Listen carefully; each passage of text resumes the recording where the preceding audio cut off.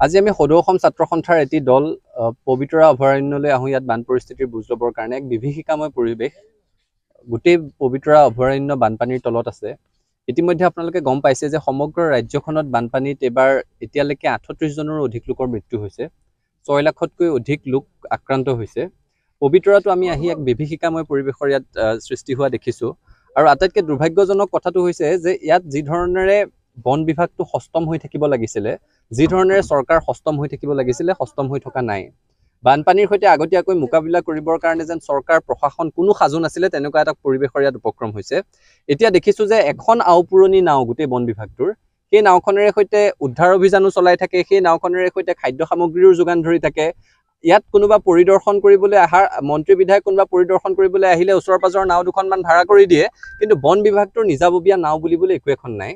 এতিয়া হাইলেণ্ড এটা স্থাপনৰ কাৰণে 2019 চনৰ পৰা কৈ থকা গৈছে। পুৰণা হাইলেণ্ড কেইটা পৰ্যাপ্ত নহয়, হাইলেণ্ডৰ নামত মাত্ৰ এটা ৰাস্তা। গতিকে ইয়াত যিমানখিনি বন্যজন্তু আছে, সেই বন্যপ্ৰাণীৰ জীৱনৰ সুৰক্ষাৰ কাৰণে ইয়াত হাইলেণ্ড নিৰ্মাণৰ বহু দিনৰ পৰা দাবী উত্থাপন কৰি থকা হৈছে, যিটো দাবী এতিয়ালৈকে সম্ভৱপৰ হৈ উঠাগৈ নাই। গতিকে আমি চৰকাৰক ইয়াৰ পৰা পুনৰ দাবী জনাব বিচাৰিছোঁ যাতে পশু খাদ্যৰ কোনো কাৰণত অভাৱ নহয়। আজি পানী সোমোৱা 2 দিন হৈছে, এই মুহূৰ্তলৈকে ইয়াত আহি কোনো উপস্থিত হোৱাহি নাই। আমি চৰকাৰক দাবী জনাইছোঁ যে আপোনালোকৰ প্ৰতিনিধি দল ইয়ালৈ আহিব লাগে। ইয়াৰে যিসমূহ বন্যপ্ৰাণী আছে সেইসমূহৰ যাতে জীৱনৰ কোনো ধৰণৰ ক্ষতি নহয়, খাদ্যৰ সংকটত যাতে কাৰো মৃত্যু নহয়, তাৰ কাৰণে বিশেষ ব্যৱস্থা গ্ৰহণ কৰিব লাগে। আৰু আটাইতকৈ ডাঙৰ কথাটো হৈছে ইয়াত নিষ্ঠা সহকাৰে যিসকল বনকৰ্মীয়ে কাম কাজ কৰি আছে, তেওঁলোকৰ কাৰণে যাতে পৰ্যাপ্ত ৰেচনৰ সুবিধা হয়, সেই ক্ষেত্ৰত গুৰুত্ব দিব লাগে। বানপানী সোমোৱা 2 দিন হৈ গ'ল, আজিলৈকে কাৰো ইয়াত সেই ধৰণৰ কোনো দেখা দেখি নাই। গতিকে আমি সেই দাবীটো চৰকাৰক উত্থাপন কৰিছোঁ। আৰু একে সময়তে জলসম্পদ বিভাগটো, অসম চৰকাৰ আটাইকে ক'ব বিচাৰিছোঁ যে অসমত এইবাৰ বানপানীয়ে মানুহৰ মাজত বিভীষিকাৰ সৃষ্টি কৰিছে। বানমুক্ত অসমৰ যিটো কথা তেওঁলোকে কৈ আছিলে, সেই কথাটো যে আচলতে ভালুকৰ সাঙিত পৰিণত হৈছে এবাৰ স্পষ্ট হৈ গৈছে।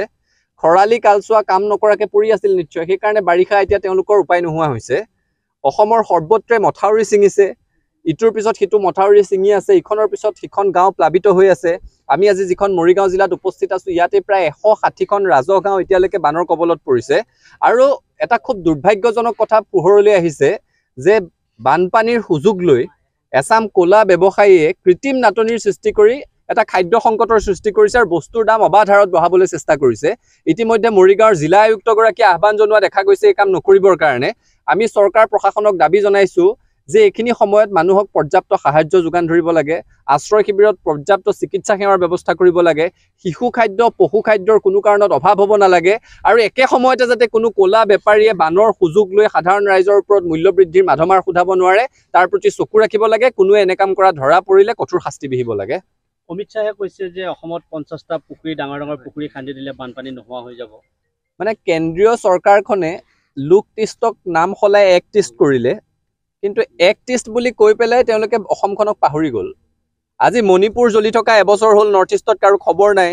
এতিয়া বানপানীত এই মুহূৰ্তলৈকে 38 জন লোক ঢুকাইছে, 6.5 লাখতকৈ অধিক লোক আক্ৰান্ত হৈছে, ইটোৰ পিছত সিটো মথাউৰি ছিঙি আছে। এই মুহূৰ্তলৈকে প্ৰধানমন্ত্ৰীগৰাকীয়ে কেৱল ফোন কৰি দায়িত্ব সামৰিছে। আমাৰ আক্ষেপটো ক'ত?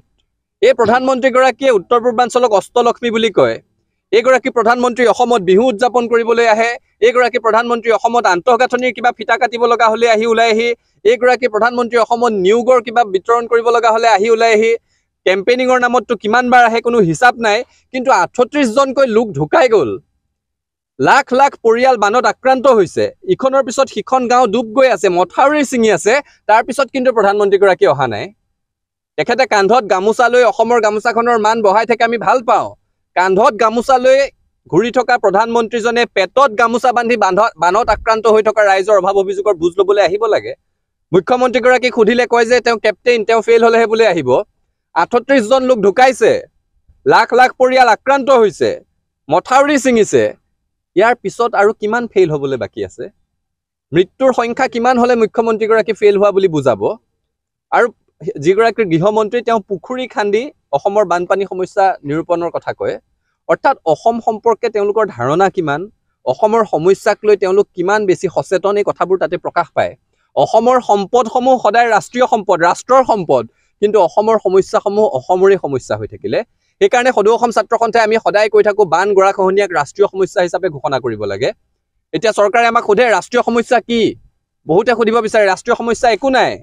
আমি কওঁ যে এইকাৰণে ৰাষ্ট্ৰীয় সমস্যা বুলি ক'ব লাগে যাতে বান গৰাখহনীয়া প্ৰতিৰোধৰ কাৰণে সম্পূৰ্ণ পুঁজিৰ দায়িত্ব কেন্দ্ৰীয় চৰকাৰে লয়, যাতে বান গৰাখহনীয়া হ'লে প্ৰধানমন্ত্ৰীজনে অসমলৈ এপাক আহিব লাগে বুলি তেওঁৰ মনত অনুকম্পাৰ সৃষ্টি হয়, যাতে বান খহনীয়া হ'লে তেওঁলোকৰ সংসদ চলি আছে, সংসদত যাতে তেওঁলোকে তাৰ কাৰণে একাষাৰ কথা কয়, বিশেষ পুঁজিৰ ব্যৱস্থা কৰে, অসমৰ কাৰণে বিশেষ ধৰণেৰে যাতে সহায় কৰিব পাৰে তাৰ চিন্তা কৰে, সেইকাৰণে বান খহনীয়াক ৰাষ্ট্ৰীয় সমস্যা হিচাপে ঘোষণা কৰিব লাগে বুলি আমি দাবী জনাওঁ। সেই দাবী আজি এই পবিতৰা অভয়াৰণ্যৰ পৰা পুনৰ উত্থাপন কৰিলোঁ।